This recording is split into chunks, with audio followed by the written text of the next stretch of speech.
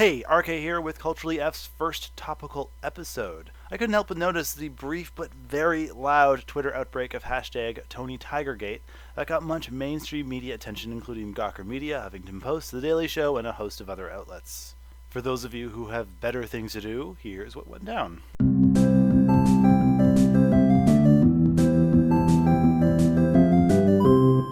In November 2015, Gawker Media posted an article about Kellogg's cereal mascot, Tony the Tiger, entitled "Tony Can't Tweet Without Furries Begging Him for Sex." This article was picked up by a small handful of other media outlets, including the Huffington Post. Basically, the blogger noticed that a lot of furries were sending tweets to the official cereal mascot's Twitter page that were sexually explicit. Things would have been left at that, a brief and humorous blip in an already saturated news marketplace, but it didn't. Last month in January 2016, furs began to notice that Tony was actively blocking not just those who were sending him lewd tweets, but anyone who might be identified as furry.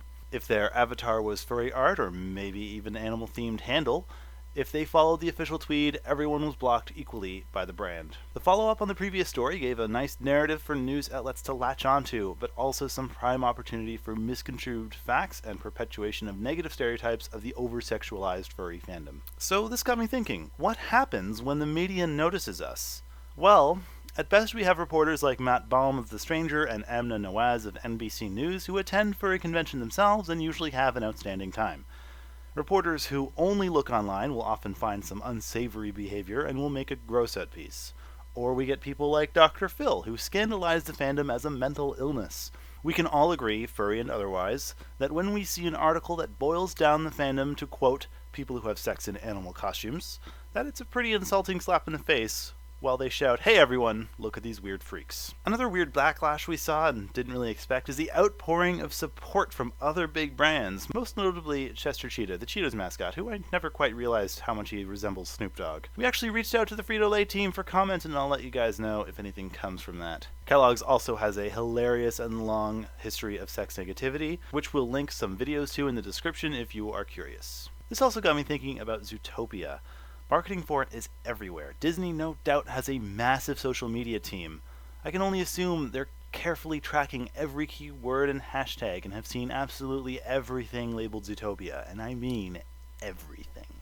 Film companies and cereal companies know about furries, but so do juice companies, car companies, mattress companies. They all have nodded to the fandom in their advertising. Furry has more traffic online than ever before, so it's up to all of us to make sure that when someone looks up the word furry, that they don't just see the worst examples. As someone who wants what's best for the fandom, I want to avoid the knee-jerk reaction of trying to completely wipe clean the fandom. There is an adult side to it, and it's silly to completely try to disassociate from it.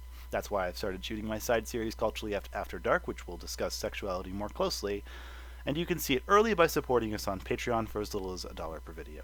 Acting as if we're doing something to be ashamed of and denying this side of the fandom only reinforces the stigma that we are doing something totally outlandish that should be shunned. Instead, let's try and foster an environment of sex positivity rather than continuing to perpetuate shame. The fandom needs to hold ourselves more accountable when stuff like TonyTigerGate happens. Let's be self-aware and laugh about it together instead of blushing super hard and shouting, "Not all furries!" before storming out of the room. Let's try and understand the bulk of this activity was, in fact, sarcastic. Done for the lulz.